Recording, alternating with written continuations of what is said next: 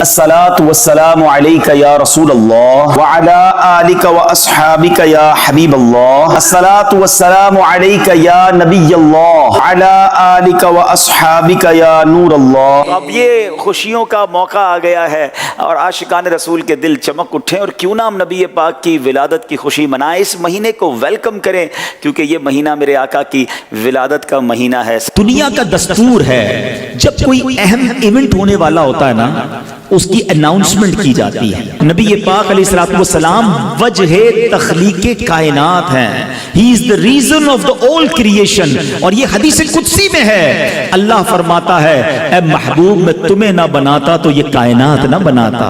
جبھی تو اعلیٰ حضرت کہتے ہیں نا زمین و زمان تمہارے لیے، مکین و مکان تمہارے لیے، چنین و چنا تمہارے لیے، آقا بنے دو جہاں تمہارے لیے۔ تو یہ کائنات نبی پاک کے لیے بنی ہے، تو اب آپ کی آمد کا وقت تھا، تو ایک ایسا اناؤنسمنٹ دنیا میں ہوا، ایسے واقعات ہونے لگے کہ دنیا کو گویا جھنجھوڑ دیا گیا۔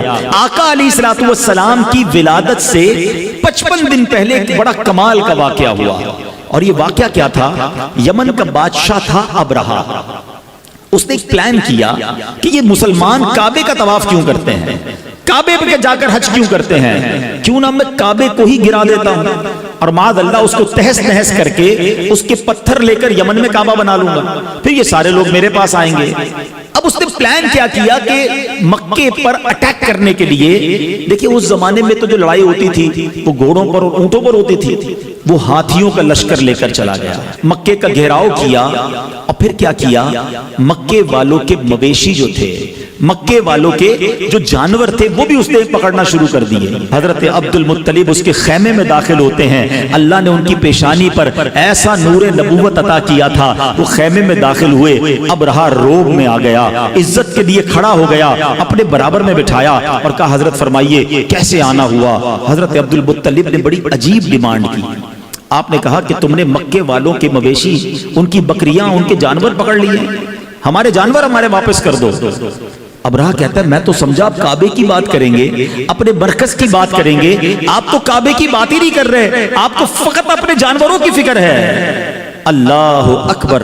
حضرت عبد المطلب کا وہ جواب آج بھی سیرت کی کتابوں میں سنہرے حروف سے لکھا ہے، کیا کمال کا جواب دیا۔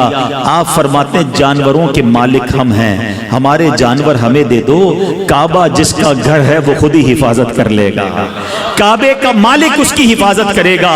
ابرہہ کو بات سمجھ نہ آئی، وہ سمجھنے لگا کہ لگتا ہے کنفیوز ہو گئے ہیں، لگتا ہے ڈر گئے ہیں، جانور چھوڑ دیے گئے۔ حضرت عبد المطلب نے عجب اناؤنسمنٹ کیا، مکے والوں سے کہا سارے لوگ اپنے جانور لیں اور پہاڑوں پر چلے جائیں، nobody dare to resist، کوئی وہاں پر رکاوٹ لینے کے لیے تیار نہیں ہے۔ فقط حضرت عبد المطلب اب کعبے پر جاتے ہیں، کعبے کی دیوار کو تھامتے ہیں اور وہ رکت انگیز دعا کرتے ہیں کہ اے رب کریم، اے کعبے کے مالک، آج تجھے اپنی قدرت کا نظارہ دکھانا ہے، آج ان ظالموں کو تو نے بتانا ہے کہ تو اور تیرے ماننے والے حق پر ہیں۔ آپ رکت انگیز دعائیں کرتے رہے، اللہ کو پکارتے رہے، اور اس کے بعد آپ بھی کعبے کے سے دور ہو کر پہاڑ پر چلے گئے۔ ابرہہ نے آرڈر دیا کہ ہاتھی چلیں اور کعبے کو تہس نہس کر کے رکھ دیں، مگر اب دنیا نے ایک عجب نظارہ دیکھا، اب اللہ نے اپنی قدرت کا ایک عجب نظارہ دکھایا۔ جس ہاتھی پر ابرہہ بیٹھتا تھا وہ ہاتھی اپنی جگہ سے ٹس سے بس نہیں ہو رہا تھا، کعبے کی طرف رخ کرتے تھے وہ موو نہیں کرتا تھا، اس کا رخ چینج کرتے وہ چلنا شروع کر دیتا۔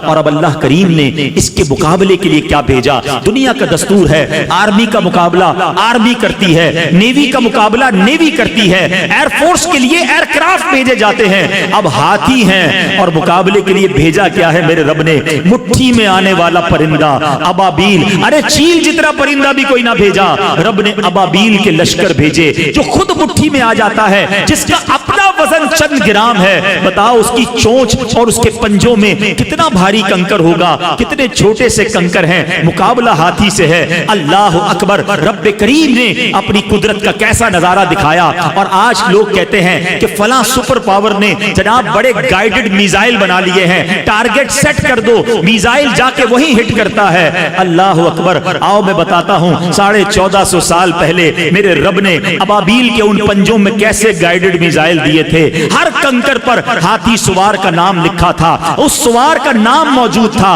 اب یہ جب لشکر آتے ہیں اس کے بعد کیا ہوتا ہے؟ رب کریم قرآن مجید میں ارشاد فرماتا ہے الم تر کیف فعل ربک باصحاب الفیل. اس کا ترجمہ کیا ہے؟ اے محبوب کیا آپ نے نہ دیکھا کہ آپ کے رب نے ان ہاتھی والوں کا کیا حال کیا؟ آقا تو دنیا میں تشریف ہی نہیں لائے تھے اور رب اپنے حبیب سے کہہ رہا ہے اے محبوب آپ نے نہ دیکھا. اٹ مینز یاد اس کو دلایا جاتا ہے جو کہیں دیکھ رہا تھا, جو کہیں موجود تھا. اللہ اکبر. نبی پاک علیہ الصلوۃ والسلام کے غلاموں سنو, آقا کی ولادت سے پہلے پوری دنیا کو ایک پیغام دینا تھا. الم یجعل کیدہم فی تضلیل وارسل علیہم طیرا ابابیل. ارے ابابیل کے لشکر بھیجے اور انہوں نے کیا کیا؟ وَتَرْمِيهِمْ بِحِجَارَةٍ مِّن سِجِّيلٍ. ان پر پتھروں کی, کنکروں کی بارش کی اور رزلٹ کیا آیا؟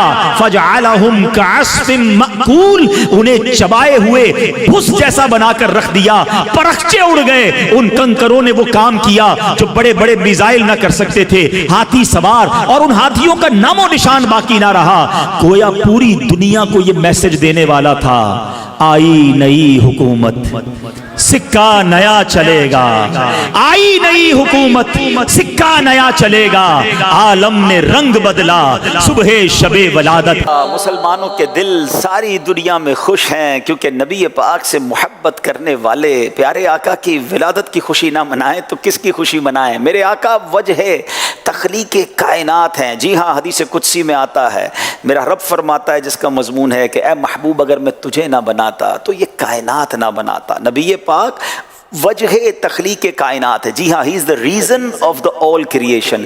جس کے سبب یہ کائنات بنی, یہ زمین, یہ آسمان بنے. میں اور آپ جس دنیا میں آئے ہیں جن کی سبب, پھر کیوں نہ ان کی ولادت کی خوشی منائیں. تو انشاءاللہ خوشی منانی ہے, دھوم دھام سے منانی ہے, اور ہاں شریعت کے تقاضوں کے مطابق منانی ہے. ہم مسلمان ہیں نا, ہمارا ہر کام شریعت کی باؤنڈری میں رہ کر ہوتا ہے. تو انشاءاللہ آج جانیں گے کہ ہم نے میلاد کو کیسے منانا ہے, کیسے سیلیبریٹ کرنا ہے, اور یہ خوشی منانا کتنا اچھا کام ہے. سب سے پہلے تو میں قرآن پاک کی روشنی میں کچھ عرض کرنے کی کوشش کروں گا کہ پیارے آقا علیہ الصلوۃ والسلام کا جو میلاد کا ذکر ہے وہ قرآن میں کیسے ہے.